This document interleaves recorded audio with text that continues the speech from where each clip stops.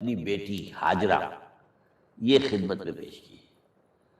یہ ہاجرہ کنیز نہیں تھی، یہ اصل میں یہودیوں نے مشہور کر دیا. یہودی کہتے ہیں کہ اصل بیوی تو تھی حضرت سارہ، اور سارہ کے ہاں اولاد بعد میں ہوئی ہے، وہ ہے اسحاق. اسحاق کے بیٹے ہیں یعقوب، یعقوب کی اولاد ہم ہیں، تو اصل تو ابراہیم کی اولاد ہم ہیں.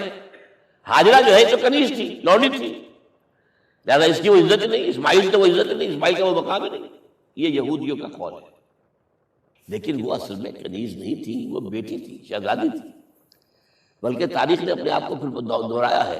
کئی ہزار سال بعد حضور نے صلح حدیبیہ کے بعد جب خطوط لکھے ہیں دعوتی بادشاہوں کے نام، شہنشاہ ایران، شہنشاہ روم، مقوقس مصر، نجاشی حبشہ، خطوط لکھے، تو مقوقس جو ایک طرح کا بادشاہ تھا، پیٹریارک تھا، جو الیگزینڈریا تھا، اس نے اکرام کیا حضور کے جو سفیر تھا، ان کا بڑی عزت کی، احترام کیا. اور پھر حضور کی خدمت میں دو جو ہے خواتین کو بھی بھیجا. اب اس زمانے میں یہی رواج دنیا کے اندر چلتے تھے. اور یہ گھوڑا بھیجا، دلدل، وہ جو حضور صلی اللہ علیہ وسلم کا بہترین گھوڑا تھا. تو انہی میں سے ایک کنیز جو ہے ان سے حضور نے نکاح کیا، ماریہ قبطیہ. اور ماریہ قبطیہ سے اللہ نے اولاد دی حضور کو عمر کے آخر درجے میں. حضرت ابراہیم نام رکھا ان کا. نوٹ کیجیے، سائیکل مکمل ہو رہا ہے. ابراہیم گئے تھے مصر، وہاں سے ہاجرہ آئی، اور اس سے اسماعیل ہوئے، اسماعیل سے یہ ساری نسل چلی، محمد پیدا ہوئے. محمد کے نکاح میں پھر مصر سے آئی ہوئی ایک خاتون آئی ہے ماریہ قبطیہ، ان سے جو پیدا ہوئے ان کا نام ابراہیم رکھا. تو یہ گویا کہ یہ ایک عجیب سائیکل ہے. بہرحال لیکن جب حضرت سارہ نے دیکھا کہ میرے ہاں تو اولاد نہیں ہو رہی، تو حضرت ابراہیم سے کہا کہ میں آپ ہاجرہ کے ساتھ آپ جو ہے ذر و شوقت کا معاملہ قائم کر لیجیے، تو اللہ آپ کو ان کے ذریعے سے اولاد دے دے. مجھے تو امید نہیں ہے کہ میرے ہاں اولاد. تو اس پر حضرت ابراہیم نے ان کے ساتھ وہ رشتہ قائم کیا، اور اللہ نے اسماعیل جیسا بیٹا دے دیا. اب اللہ تعالیٰ نے حکم دیا ہاجرہ اور اپنے اس بیٹے کو لے جاؤ، اور جاؤ وہاں بواد غیر ذی زرع، جاؤ وہاں حجاز کی اس وادی کے اندر، وادی غیر ذی زرع، وہیں پہ چھوڑو. اب یہ امتحان دیکھیے، توکل کا امتحان. حضرت ابراہیم لے آئے، کوئی متنفس نہیں، کوئی گھاس تک پیدا نہیں ہو رہی. کوئی درخت کا ہونا تو اور بڑی بات ہے کہ کھجور کا درخت ہو یا کوئی اور درخت. پانی نہیں، پانی کا ایک مشکلہ تھا ابراہیم کے پاس، وہ چھوڑ دیا. کچھ کھجوریں تھیں وہ دے دی، ہم چلے. حاجرہ پوچھتی ہے ہمیں کس کے پاس سارے چھوڑ کے جا رہے ہیں؟ کہنے لگے اللہ کے. یہ ہے توکل، اللہ کا حکم ہے. دعائیں مانگ مانگ کر رب ہب لی من الصالحین فبشرناہ بغلام حلیم.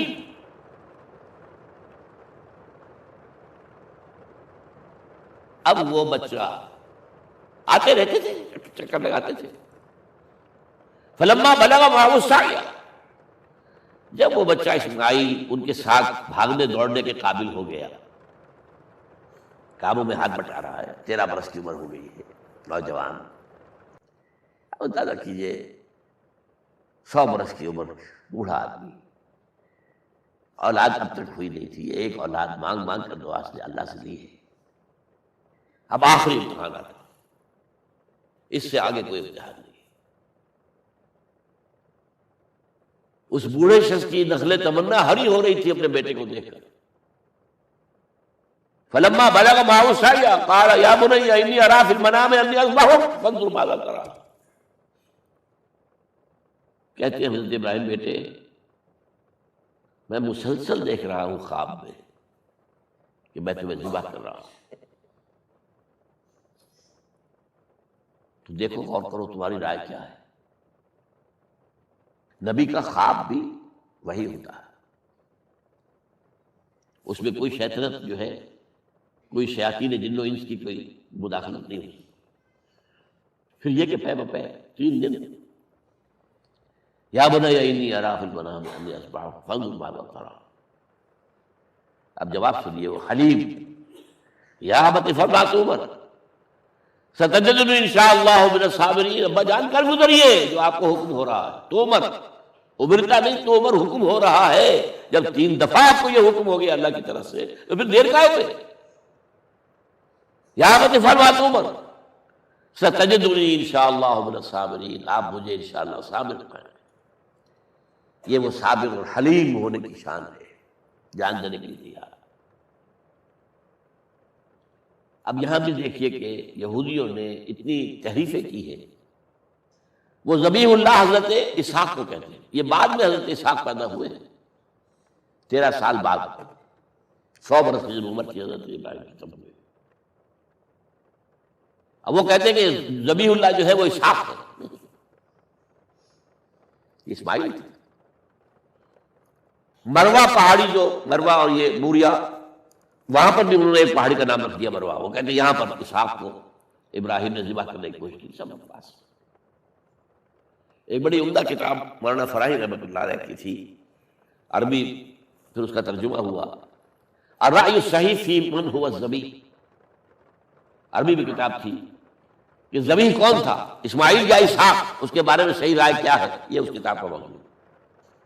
تو انہوں نے تورات کے حوالے سے ثابت کیا ہے. اصل میں ہوتا کیا ہے، چور لاکھ چیزیں چھپا بھی جائے اپنی تو کہیں نہ کہیں کلو چھوڑ جاتا ہے.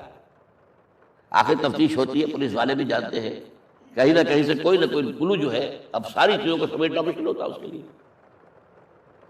تو اس کے اندر وہاں کلو موجود ہے، اسحاق اس کے اندر تورات کے اندر جس سے ثابت ہوتا ہے، انہوں نے ثابت کیا. الرأی الصحیح فی من هو الذبیح، اس کا میں نے ترجمہ شائع کیا تھا جب میں نے ابتدا کی ہے لاہور میں آ کر اپنے کام کی 1965 میں. تو دارالاشاعت الاسلامیہ میں نے قائم کیا تھا اپنا ایک دارالاشاعت پبلشنگ ہاؤس، اس سے وہ کتاب شائع کی تھی. اب بھی وہ چھپتی ہے، اب وہ اور پبلشر ہیں ان کے چھاپ رہے ہیں. 12 تو حضرت اسماعیل جو ہے وہ ذبیح اللہ ہے. اللہ نے جب لٹا دیا فلما اسلما وتلہ للجبین. اب یہاں پر ذرا نوٹ کیجئے، اسلما، جب دونوں نے اسلام کا مظاہرہ کیا، وہ جو میں نے کہا تسلیم، سر تسلیم خم ہے جو مزاج یار میں آئے. بوڑھا باپ چھری لے کر تیار ہو گیا ہے اور جوان بیٹا گردن ڈال کر بس صرف ایک احتیاط کی ہے کہ پیشانی کے بل لٹایا ہے تاکہ چہرہ سامنے نہ رہے. چھری چلاتے ہوئے چہرہ اوندا بولتا لہو للجبین، پیشانی کے بل میں انہوں نے لٹا دیا اور پھر چھری چلائی. لیکن اللہ نے پکار کر کہا یا ابراہیم قد صدقت الرؤیا انا کذلک نجزی المحسنین. اے ابراہیم بس تم نے اپنا خواب پورا کر دیا. میں نے آج سے بہت پہلے مضمون لکھا تھا اس پر، تو میں نے کہا تھا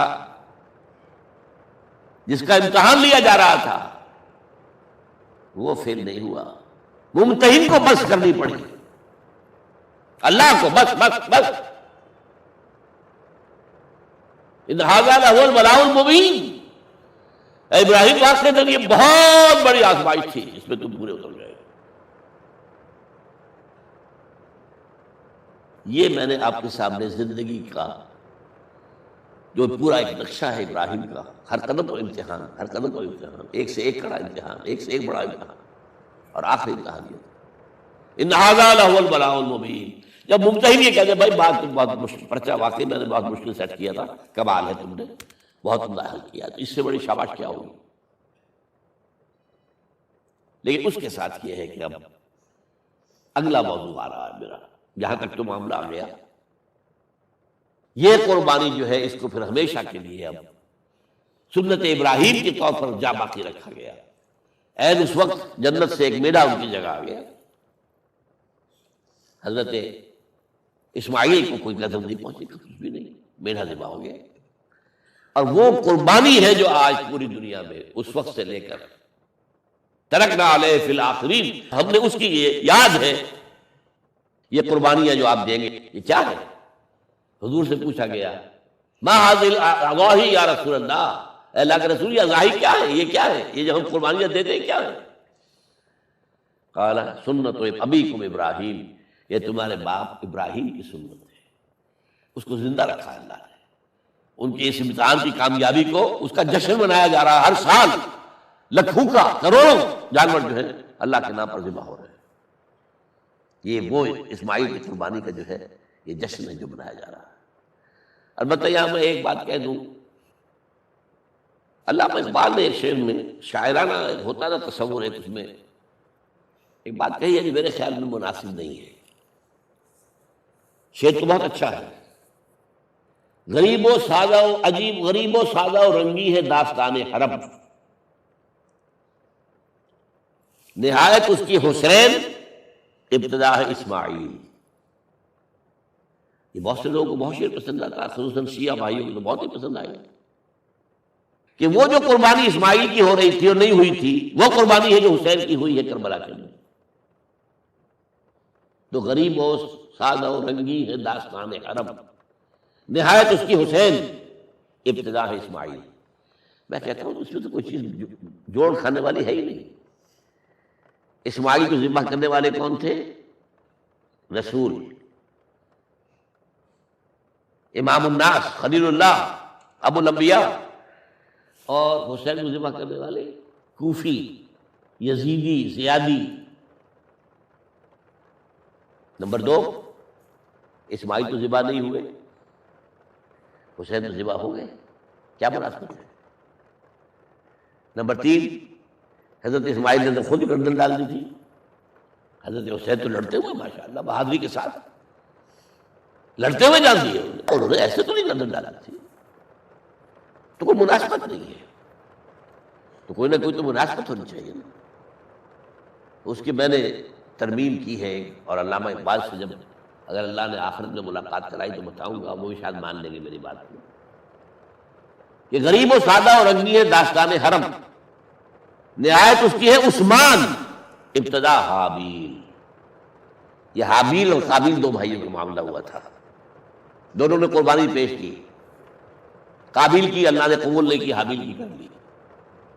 غصے میں بھرا ہوا قابیل نے کہا میں تمہیں مار دوں گا، ہلاک کر دوں گا. اس نے کہا بھائی جان اب یہ تو اللہ کا کام ہے، کس کی قربانی اس نے قبول کی، کس کی نہیں کی.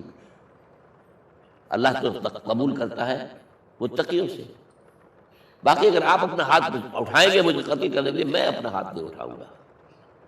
میں تو یہ چاہوں گا کہ آپ اپنے گناہ کا بوجھ بھی لے جائیں، میرے گناہ کا بوجھ بھی آپ ہی لے جائیں. مجھے قتل کریں گے مظلوم حالت میں تو میرے سارے گناہ بھی آپ کے کھاتے میں پڑ جائیں گے. تو میں تو کامیابی اسی کو سمجھتا ہوں. یہ تو آدم کے 2 بیٹوں کا معاملہ ہو رہا ہے کہ نہیں؟ یہی تو معاملہ ہوا حضرت عثمان کے ساتھ. لاکھوں مربع میل کی حکومت تھی ان کی، لاکھوں فوجی موجود تھے.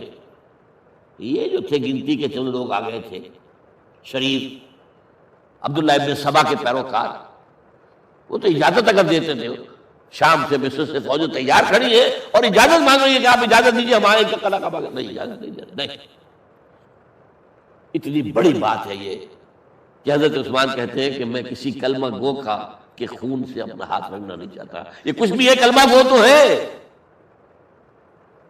اپنی جان بچانے کے لیے کلمہ گو کی جان لے لوں. جب یہ مجھے مار دیں گے پھر تم ان سے قصاص لینا.